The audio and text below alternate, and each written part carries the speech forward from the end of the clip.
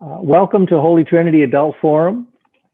My name is Russ Hilliard. It's my privilege to be here for this interview with our former pastor, Lynn Opterbeck. This is part one of what we intend to be a two-part series. We are calling it Pastor O Goes to Concord. And if some of you who are watching and listening do not understand the significance of that title, I think that's probably good news for Holy Trinity. It means we have some younger members of the congregation. I'll be asking a series of questions to interview Pastor O. We intend this to last each part 20 minutes or so, and there'll be an opportunity for some live question and answers following that. So welcome, Pastor Opterbeck, and thank you very much for taking the time to share part of your life story with us. Thanks, Russ. I look forward to it. You know, a lot of folks watching know you well, but there may well be a number that don't. And so I just thought I would have you spend a couple of minutes describing your life journey that led to your being called to Holy Trinity in 2000. Sure, I'd be happy to. I was born in Chicago and grew up there on the northwest side of Chicago. And after high school, went to St. Olaf College in Minnesota. And I was very active in my church growing up in things called Luther League, the youth group, as well as other activities there. It was a very large church. There were 80 in my confirmation class. So I was used to that kind of a dynamic. But at St. Olaf then, I majored in social psychology. And there is where I met Nina. And we were married in 1965, my first year at the seminary. Went to Luther Seminary in St. Paul, Minnesota. It seemed as though most of the pastors most of the St. Olaf grads who wanted to become pastors went to Luther Seminary. Some went to other seminaries, but most went to Luther. In my home church, I think I was about the 22nd pastor coming out of my home church. It had quite a history of sending, at that time, men to the seminary. I was going to ask you, when you mentioned that, how can you identify when it was you made the decision to attend seminary? I think I look back on in 8th grade, they had graduated from elementary school in 8th grade in Chicago, and they had a little paper there that said, "What do you want to be?" And I said, "A pastor." Oh, and goodness. So I think it was kind of a growing awareness, both in high school and college. I thought of other possibilities, but always came back to being a pastor. And so when I went to St. Olaf, that was really sort of the direction. And I'm sorry I interrupted you. Go ahead. No, not at all. They didn't. You could major in anything. You could be a math major and go on to a seminary. That didn't really matter. The one important thing was you would try to take Greek, a couple of years of Greek in college, so you didn't have to take it at seminary. That was a requirement. Yeah. But otherwise, was not. And then I know that Holy Trinity was your third call as a pastor. Right. What were the first two?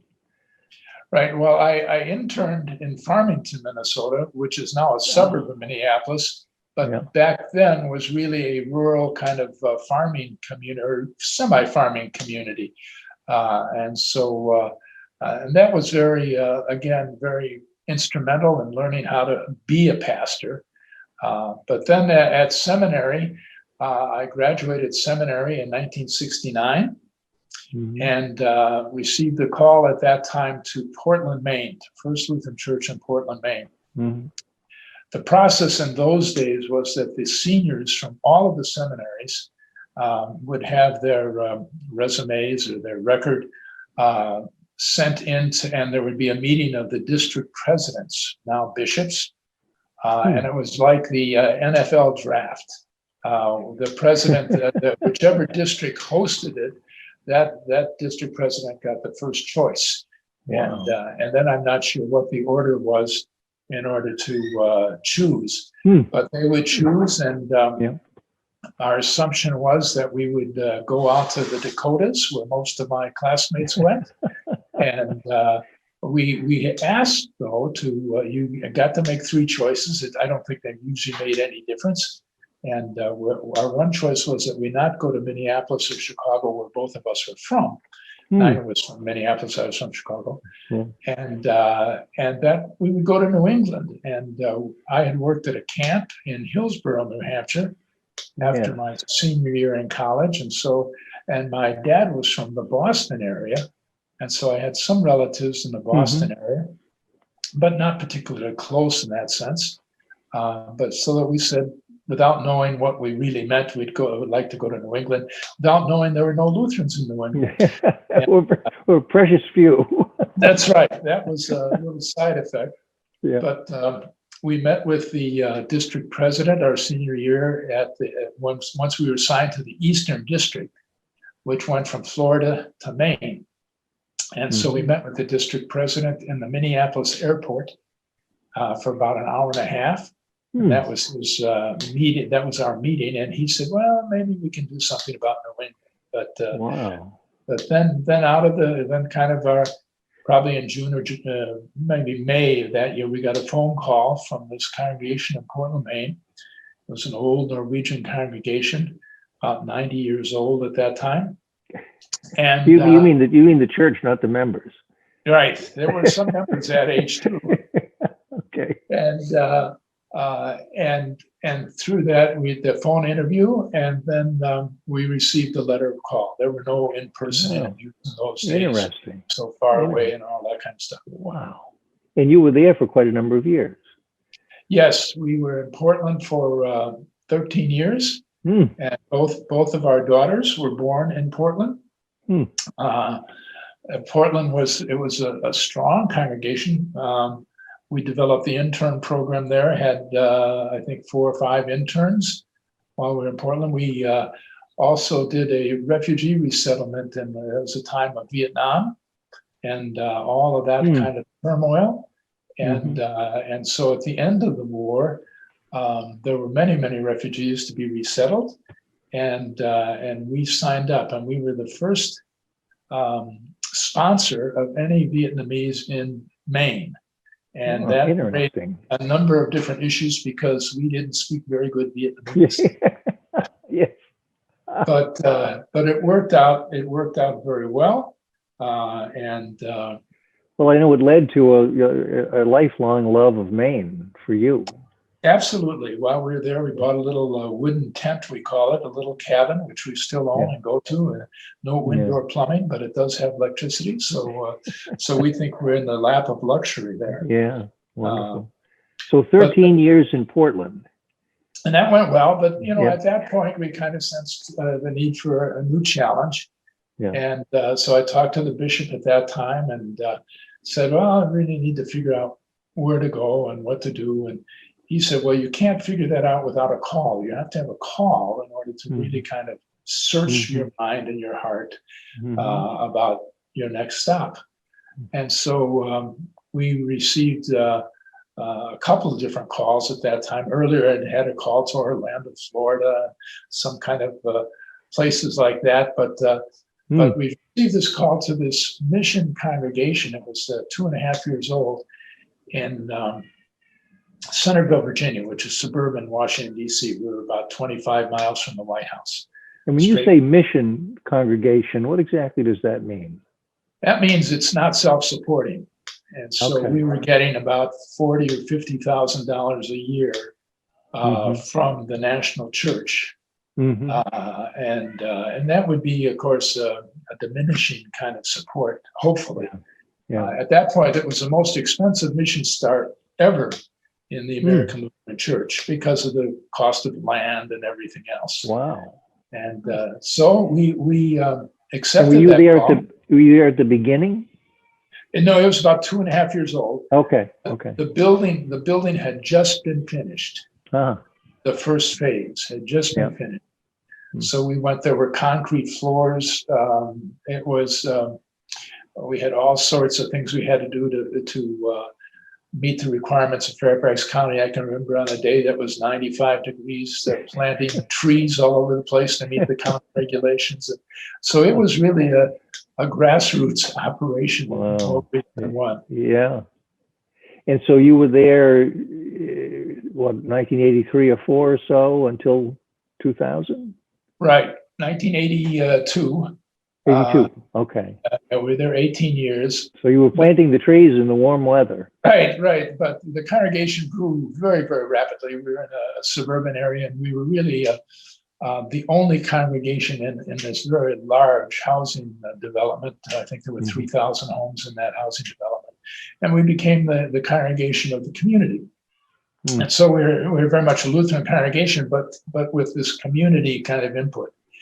And so a lot of our work was in the community in various ways. I was on the Global Mission Committee of the Synod at that point. And one of the things we did was try to establish a connection between our synod and some overseas synod. And we did some brainstorming, and we thought maybe one of the ways to do that, instead of having missionaries come and visit us, was for us to go and visit a missionary. And so we decided to do that as a committee, as a synod. And we decided to go to South Africa and Namibia.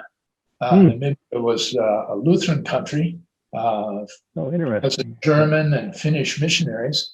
And so we established a relationship and were very welcomed into Namibia. It was under the occupation at that point of South Africa. And so it was a very political kind of situation. Because we were in Washington, we did have access to a lot of national as well as international kind of contacts. And so I can remember walking in protest around the South African embassy with signs saying "Free Namibia" and things like that. And, goodness. Well, we know that you end up going back to Africa as part of your work as Lutheran pastor. But okay, interesting. So you were there for 18 years. It started back there. With Namibia, and I went to Namibia 4 different times, bringing delegations from our synod, and doing a sabbatical there in 1995. And so that, I think, really really whet my appetite for 2 things. One for social justice, and the other was for international church kind of contacts, mission contacts. And so I know that we could have a whole separate program sometime about your maybe your experiences. I know that. Okay, that was really fun. But as I said, the church really grew very rapidly. So we had staff. I had an associate pastor. We had a youth worker. We had a volunteer coordinator, and it was a very, very, very active church. But after 18 years, I just there were some opportunities to grow and do some different things. But I didn't think I was quite ready to take those on at that point. And so then the call came to come to Portsmouth, to Newington, to Holy Trinity, and we found that to be a very inviting call. And that was around sometime during 2000? That was the beginning of 2000, right. Okay, yeah. So we came, and I had known Paul Lindstrom, the interim pastor, from my time in Portland, Maine. He was in Wayland, Massachusetts. And so we knew each other. And so I sat down with Paul and heard the inside scoop about Holy Trinity. And it just sounded like it would be a good fit. And so you were there just about 11 years, just shy of 11 years? At Holy Trinity, yes. Holy Trinity, yeah. Right. Oh. And Holy Trinity had its ups and downs, but Paul had really stabilized it. I think he was interim for about 3 years, or almost 3 years, which is a long interim, but which was needed. And so when we came, I think everybody was really ready to step forward and to move ahead. Well, we know you had a great 11 years there. Are there any, I want to get to the part about your decision to go to Concord, as the title of the program says, but what fondest memories or significant memories would you share with folks about your time at Holy Trinity, understanding that a number of people watching the program were not members during your time? Right, right. Well, the congregation, in its letter of call, or as we talked in the interviews, said it really wanted to develop more lay leadership, wanted to really grow in many ways, and it was ready to kind of change its structure. It had the council meetings used to go on to midnight or beyond, and they didn't think that was such a good idea. And so I had done that at St. Andrew in Centerville, and so I was ready to try to do that again here at Holy Trinity, and just found people just ready to go. All they needed was a little bit of an incentive, direction, and they were ready. And so some of the things we did, I think, that were important was we began to focus more outward instead of inward. And so with Joe Lagala, who was a professor at UNH and a Tanzanian person, his dad was a pastor in Tanzania, I asked Joe, would his dad's congregation in rural Tanzania be at all interested in trying to form a kind of a partnership with Holy Trinity? And he said he'd get back to me, which he did, and said, oh yeah, they'd be very interested in that. And so we began to form that kind of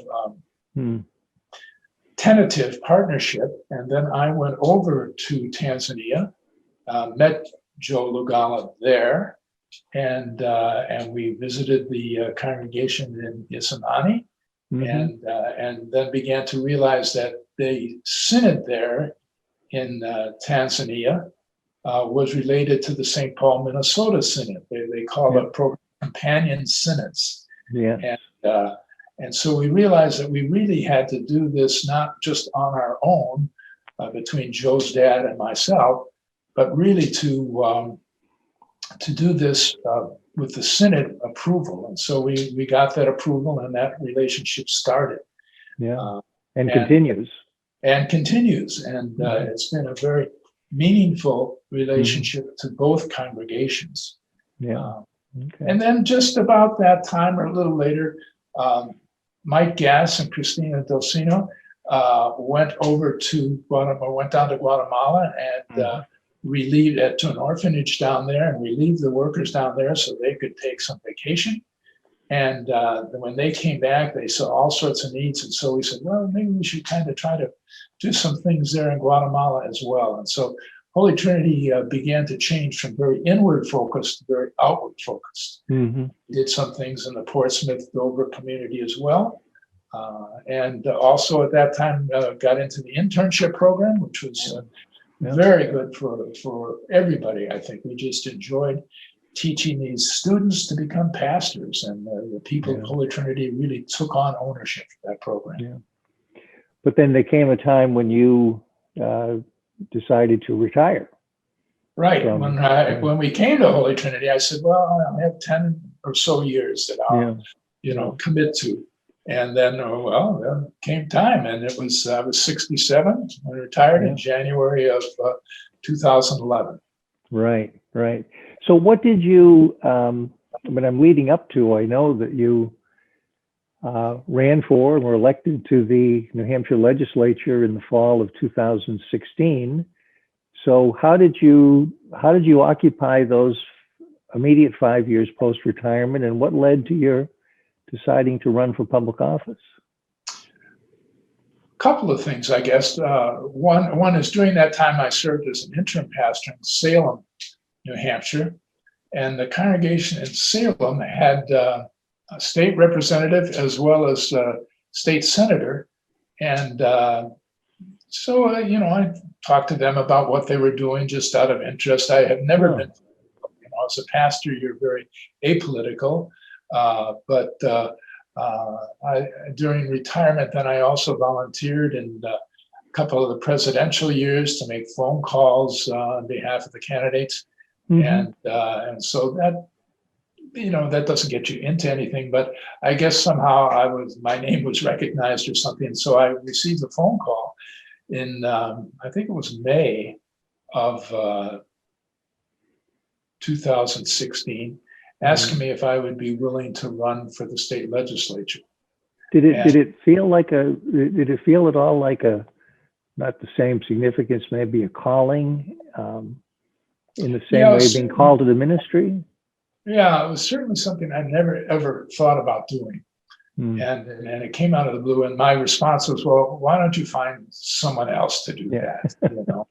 And I said, if you're having troubles, give me a call back, but find someone else. Was it an open seat in your district where you? Yeah, the representative who in my district was retiring. She had finished. She had served 2 terms. And so then I finally said, yes, I'll try that. And not knowing what I was trying, really, I think like many of us, not following state government very closely. And so began to try to read a little bit about state government. And there was the Dover Democrats have a strong committee, and so they kind of helped me along.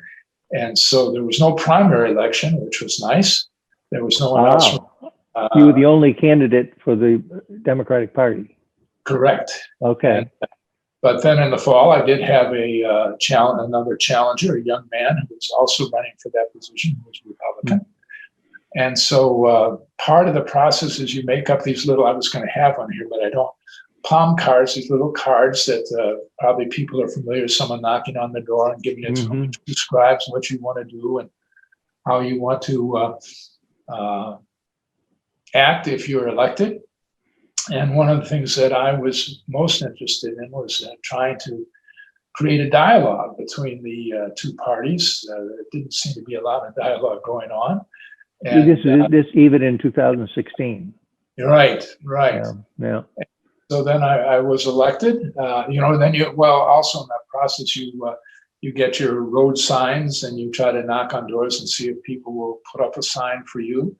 And then you canvass the area. I'm Dover Point, so you simply go around and knock on doors and say, I'm Lynn Ochterbeck and I'm running for the House of Representatives. In an election such as that, I mean, are there debates or candidate nights, or what campaign activities, in addition to canvassing door to door, were involved in? It varies greatly between different areas of the state. But in Dover, there was very little. Trying to think of who sponsored it. One of the civic organizations, maybe it was the League of Women Voters, I can't remember, sponsored a night at City Hall where all the candidates came and got 3 minutes to present. And then the newspaper would do an interview, but that was about it. There really wasn't much publicity, so to speak. Was there any aspect of, campaigning or decisions about what to do and what to say that just were influenced by your life and faith? I think I really enjoyed knocking on doors and listening to people. What do you think is important in government? And very, like most people, they would be very short. They'd take my card and say thank you, but I'd say, is there anything you're interested? No, not much. And there's always confusion about what the state legislature does. Can we influence income tax, or can we decide who's going to be on the Supreme Court in Washington and things like that the federal government deals with, and not the state government. So there's really a pretty small or a little understanding of what the state government actually does. Well, you've obviously learned a lot more about that in the last 4 years yourself. That's for sure.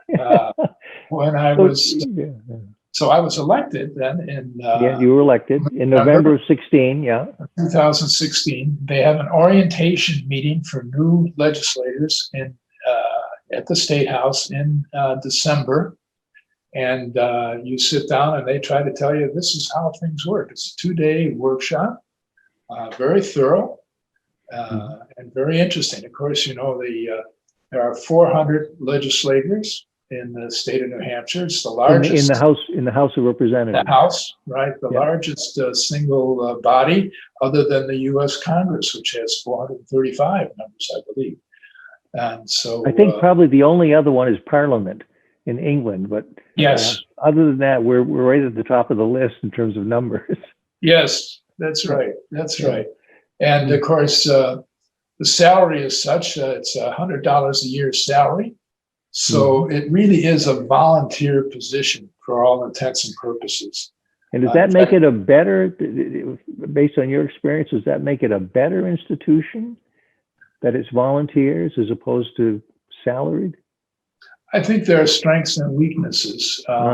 In some ways, it's better because you're certainly not going to get rich. So there's nobody that's there to try to pad their pockets a little bit.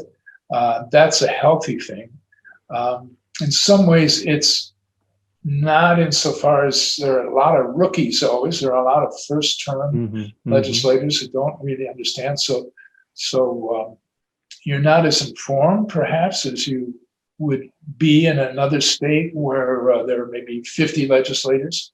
You don't have any support staff. I have a locker to put my coat in, and I have a file drawer to put my other material. That's the extent of, and a seat to sit in at sessions.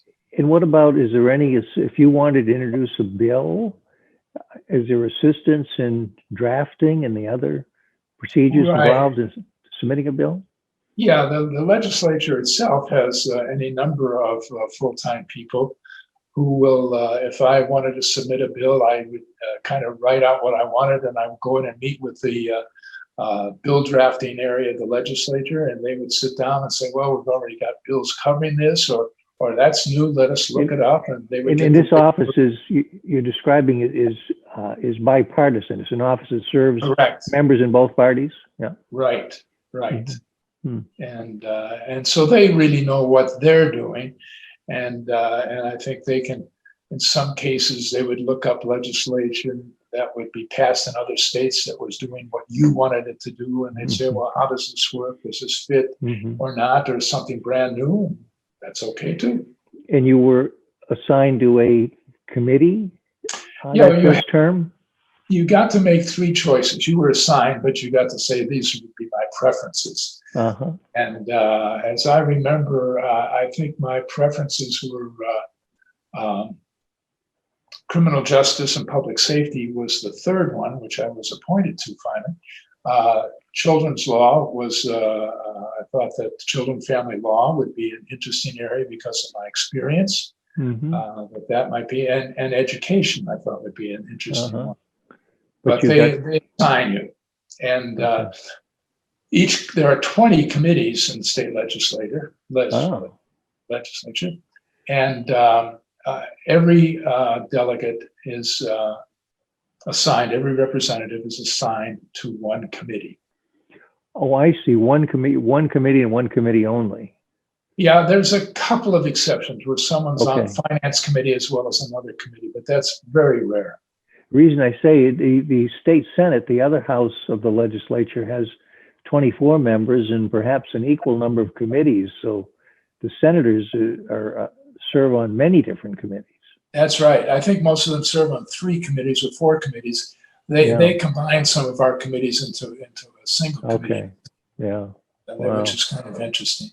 And of course, in 2016, your election for the biennium beginning in January 17, you were in the minority party in the House of Representatives. Is that right? Yes, I think the majority leader and the minority leader get together to assign members to committees, and the majority leader has the ultimate decision in anything like that. But we were in minority, and each committee makeup is the same percentage as the overall House. So if the House is 60-40 or 55-45, then that committee is the same percentage. I see. And so that works out fairly well. And the committee chairman and vice president and vice chairman are from the majority party in most cases. Okay. And so you served that first term on criminal justice as a member of the minority party. Correct.